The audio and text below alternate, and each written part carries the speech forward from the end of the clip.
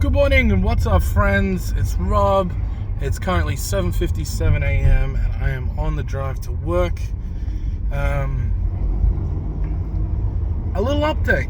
So a couple of weeks ago I spoke about, and you guys listened, parenting and how parenting can be hard with kids, and how our oldest daughter has ADHD and a bunch of stuff.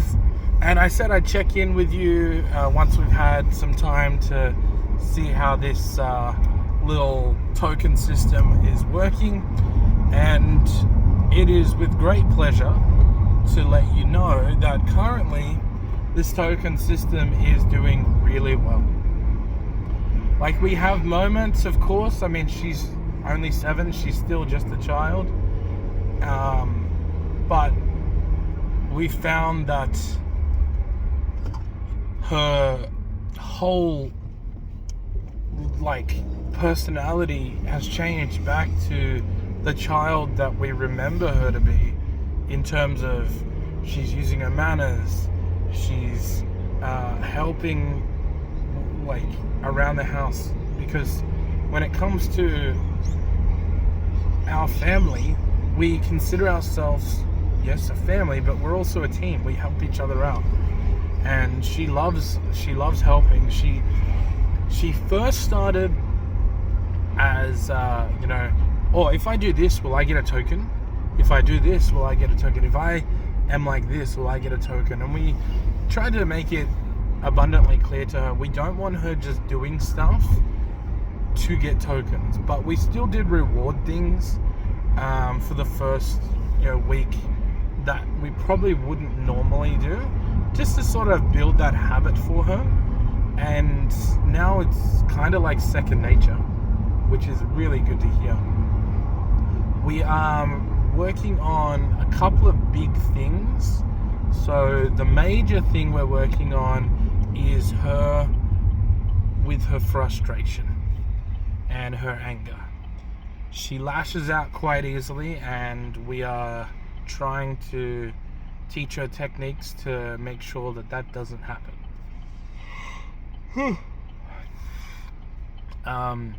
The second thing, which isn't as major but we still want to nip in the bud while she's younger, is excessive lying. We're encouraging her to tell the truth, even if it means someone gets upset. The importance of telling the truth outweighs anything else. We're trying to teach her there's a difference between secrets and lies, and secrets for surprises. I'm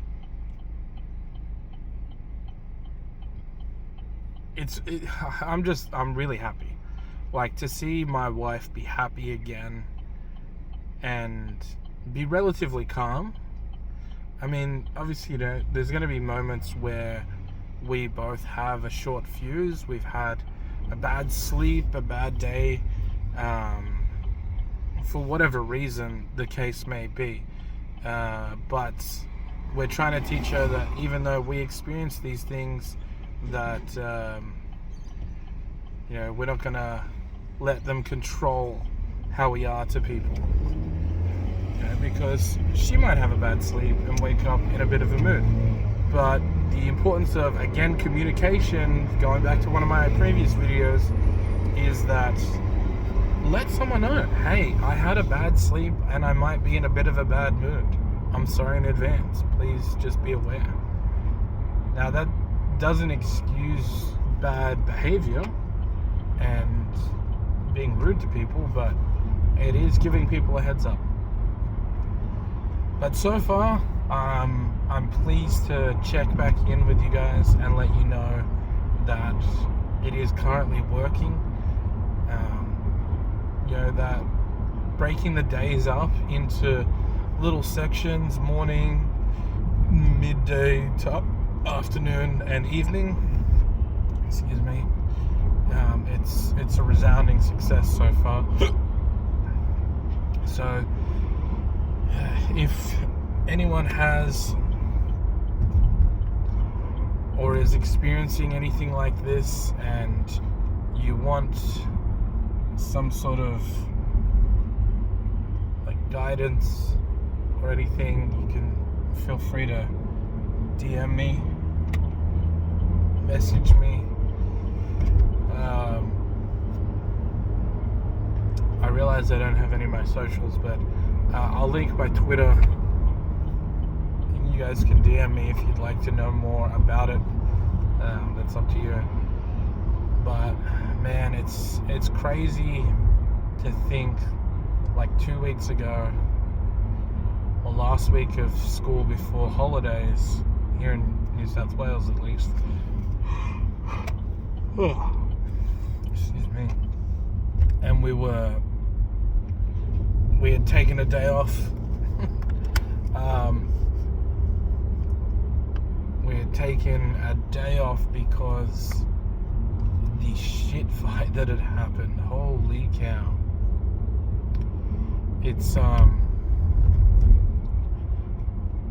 it's crazy. We're also at a point with our youngest where we are weaning her off her dummy.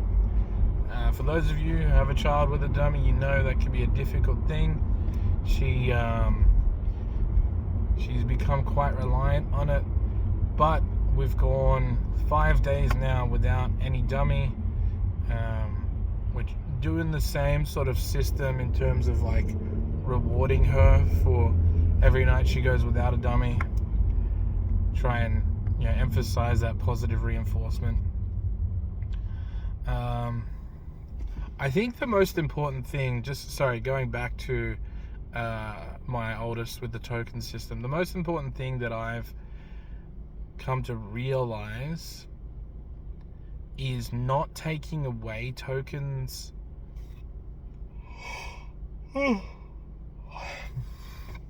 when she has a bad behavior. Like we've experienced some like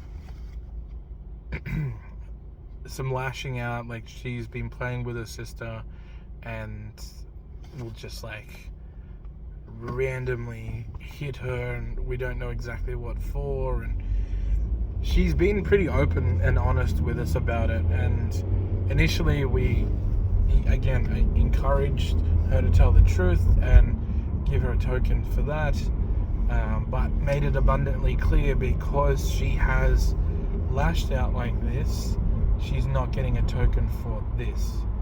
And I feel like the lashing out has calmed down a bit, but making it very explicitly clear why she's not getting a token, to reinforce that this behavior will not help you succeed in your goal of quote unquote purchasing something from our little shop. We have like a little I can't think of the word now, a little shelf set up, and my wife printed out a bunch of labels, or drew up a bunch of labels for different things. So we've got like a little jar of candy, which are all 1 token per candy. We've got these little fidget toy sort of things, which are all 1 token. They're just like little, like a slinky, for example, little stuff like that. Then we've got some other big things which are like 5 tokens and 10 tokens and 15 tokens. So we've got stuff like that. We set in place a rule: you can only buy once per day, and you can only buy like 2 items at once, unless it's a big item. So if you are purchasing like a 5 token or higher item, it can only be 1. If you're purchasing like 1 token items, they can be 2. I'm pretty sure that's what we agreed on. I struggle to remember it, but that's why we've written it down. But yeah, it's going back to my original point there, making it very clear to Stace that if you don't do the good behavior, you don't get a token. And if you don't get a token, you don't get anything from the store. And she's been really good with it. April and I both have been a lot calmer with her. One of the articles that we read was, try not to make a big deal out of small indiscretions. And I think we've worked really hard on that. And coming from a place, an environment where yelling at children was normal, we're obviously trying to unlearn all those bad behaviors. So we've had to bite our tongues several times.